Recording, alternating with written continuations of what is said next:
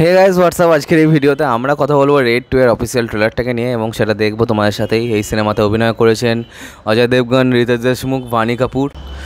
Cinema direct করেছেন রাজকুমার গুপ্তা এবং এখানে আগের সিনেমার নায়িকাকে আমরা দেখতে পাবো না।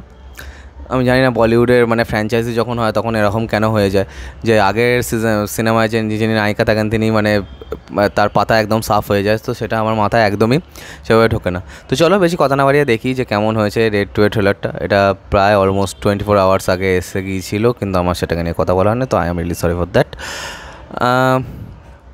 এবং এই সিনেমাটা আসছে টি সিরিজের ব্যানার থেকে। তো টি সিরিজ যখনই কোনো ভালো ফ্র্যাঞ্চাইজি থাকে তার সমস্ত রাইটস অ্যাকোয়ার করে নেয়। তো চলো দেখা যাক যে কেমন হয়েছে এই সিনেমার অফিসিয়াল ট্রেলারটা। 1 2 3 স্টার্ট।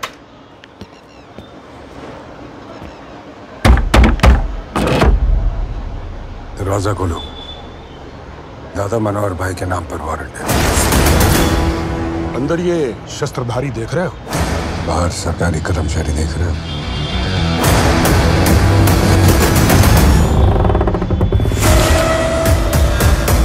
मिनी, ओह नो, लगता है फिर से हो गया ट्रांसफर। तो सिर्फ 74 बार है, प्लैटिनम जुबली तो अभी बाकी है। तुम्हें मालूम है तुम किसके खिलाफ जा रहे हो? मैं वहाँ की सरकार, वहाँ के सीएम नहीं, दादा भाई चलाते हैं। कौन है ये लल्ला? अम्मा, वो लखनऊ वाले ताऊ जी याद है जिनके घर छापा पड़ा था 7 साल पहले?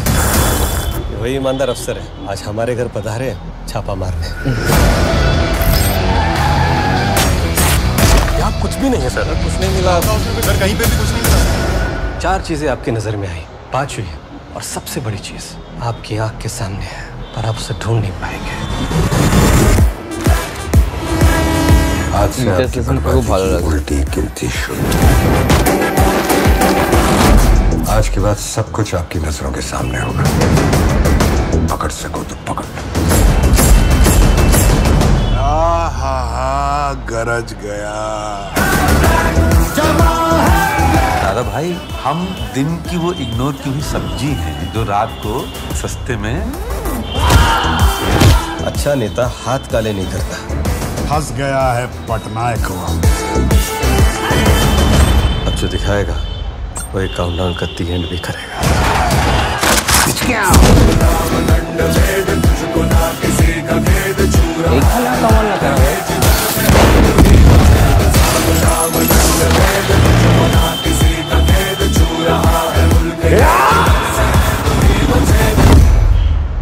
चक्रव्यूह में फंसोगे तो गुस्सा तो आएगा ही।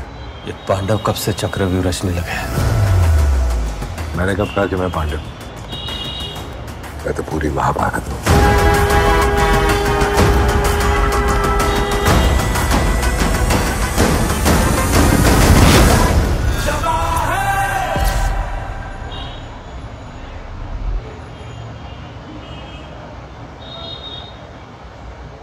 তো ট্রেলার তো দেখা হলো, আমার কিন্তু ট্রেলারটা বেশ ভালো লেগেছে। আমি কিন্তু বেশ এক্সাইটেড হয়েছি এবং টিজারটাও যেরকম ছিল সেটা কিন্তু বেশ ভালো ছিল। এবং এখানে যেরকম ফন্টসের ব্যবহার এবং যেভাবে টেক্সটগুলোকে রাখা হয়েছে সেগুলো কিন্তু বেশ ভালো। এবং এখানে from the makers of animal, Drishyam and শয়তান বললো, তো সেই জিনিসটা বেশ ভালোই লেগেছে, কারণ যেহেতু জয়েন্ট ভেঞ্চার তাই এরকম বলা।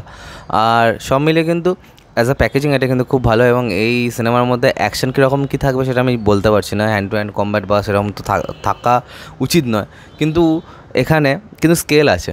এই ট্রেলারটা দেখে যেটা বোঝা গেল যে সিনেমাটার মধ্যে স্কেল আছে। এবং কিছু কিছু সিনেমা এরকম হয় যে একটা ম্যাটারটা খুব কমার্শিয়াল হয় কিন্তু ট্রিটমেন্টটা খুবই সাটেল হয়। তো আমার মনে হয় রেড 1টাও অনেকটা সেরকমই ছিল।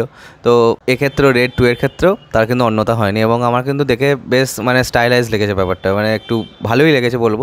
কেন কি এখানে খুবই সার্টেল ওয়েতে সব কিছু রাখা হয়েছে, যে বিরাট চেঁচামেচি করে যে ডায়লগ দেওয়া হচ্ছে বড় বড়, তা কিন্তু নয়। এবং এখানে সৌরভ শুক্লার ক্যারেক্টারটাও আছে, সে যে পটনায়ক তার যা বাঁশ দিয়েছিল সেটা এখনও করছে। এবং দেখা যাক রিতেশ দেশমুখ ভিলেন হিসেবে কীরকম কী লেয়ার প্রোভাইড করেন।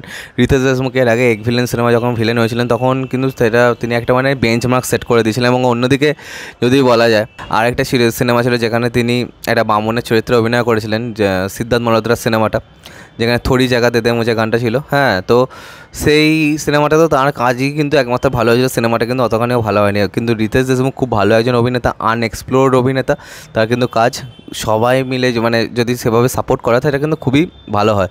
এবং অন্যদিকে আমি দেখি এই যে সিনেমাটা, সেটা কিন্তু বেশ দেখতে কিন্তু খুব ভালো লাগছে। এবং বাণী কাপুরকে অজয় দেবগনের স্ত্রী হিসেবে আমি ব্যক্তিগতভাবে আমার একদমই মানাচ্ছে না। এবং অন্যদিকে আমি দেখি যে এখানে তামান্না ভাটিয়াকে একটা জায়গায় দেখতে পেলাম। তো এখানে একটা কমার্শিয়াল পট বয়লার করার যে সমস্ত চেষ্টাগুলো করা হচ্ছে সেগুলো করার কিন্তু কোনো দরকার ছিল না, সেটা কিন্তু খুবই বাজে দেখতে লাগছে। কারণ তামান্নাকে কিন্তু সব জায়গায় যদি এনে এক্সপ্লোর করে দেওয়া হয় তাহলে কিন্তু সেটা অতখানিও ভালো হয় না।